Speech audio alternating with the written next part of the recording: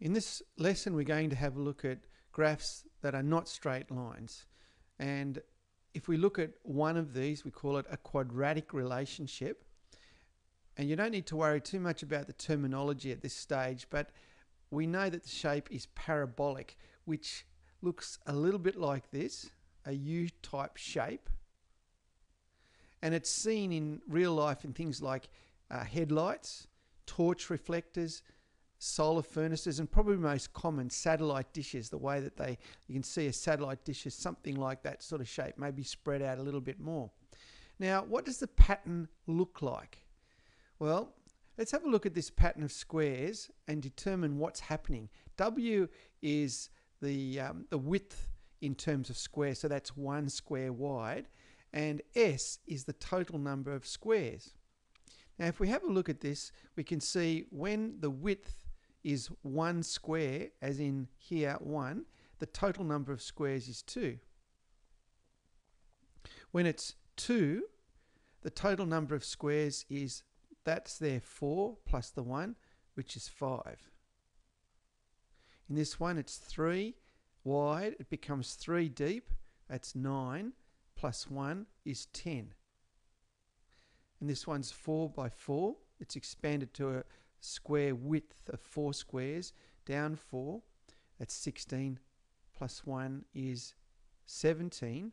And you can easily fill this one in, because if you went 5 by 5, you know that's 25, plus the extra 1 is 26.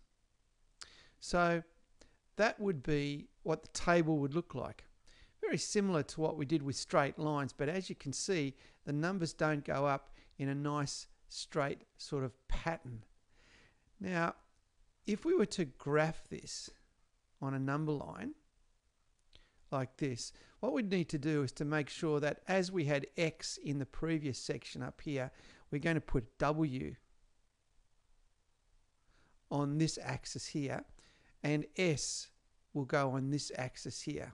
So it's not your normal X, Y, but in this case WS, because W is the width of the object, 1 block, 2 blocks, and so on. S is the total number of squares. Now, on the width, we need to go up 5, so we might just go up in 1. So here's 1, 2, 3, 4, and 5. And then going up the S axis, we've got to get right up to 26. So I think maybe if we go up in 5s, there's 5, 10, 15, and so on, 20, 25, 30. Now we might just keep going for a little bit, 35, 40, and so on.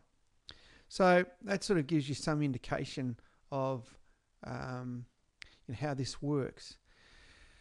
But we need to plot it to see what it looks like. So I'm going to take another color. We'll use perhaps green to plot our dots. So when W is 1, we're very close to the axis down here. So I'll just put a dot in there. When W is 2, we go up to 5. When W is 3, it goes up to 10. When W is 4, it goes up past 16, past 15, so we're going slightly more up to 16. When we go to 5, we would go to 26, so that's up, there's 25, so there's about 26. And if we actually went one more to, let's say, 6, how would we get our S value if W was 6? Well, we could see we're squaring that, because 5 5s are 25, plus 1 is 26. 4 4s are 16, plus 1 is 17. So 6 would be 6 squared, which is 36, plus 1, which is 37. So it would be somewhere up here. And then probably if we went to 8, to 7, 7 7s would be 49, plus 1 is 50. Now we're going up. I might as well just add a few more here, 45, and there's 50. So you could see if I kept going, I'd end up here.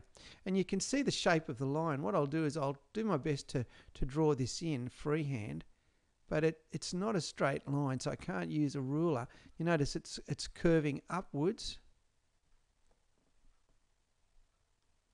So it's got a shape. Now, the interesting thing would be that if you were able to look at numbers to the other side of this, which we can't because we're looking at squares and you can't have negative squares, but you would find that this shape would somehow come level. It looks like it's coming level somewhere here and possibly take off on the other side to make a U, but that's something we can investigate later.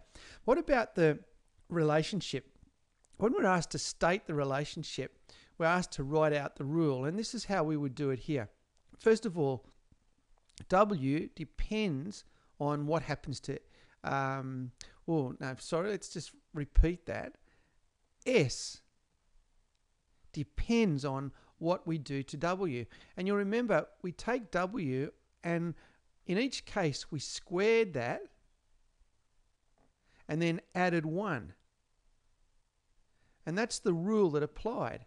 So S is the result of squaring the width in terms of the number of squares. I'll just go back to the picture. Okay, so if we go this way, there's 2 and we square it, that's 4 plus the 1 is 5. This is 3 squared is 9 plus the 1 is 10. This is 1 squared, which is 1 plus 1 is 2. This is 4 squared, which is 16 plus 1, which is 17. So that is our rule down there. We call that our relationship between S and W, and that's done in the form of an algebraic formula.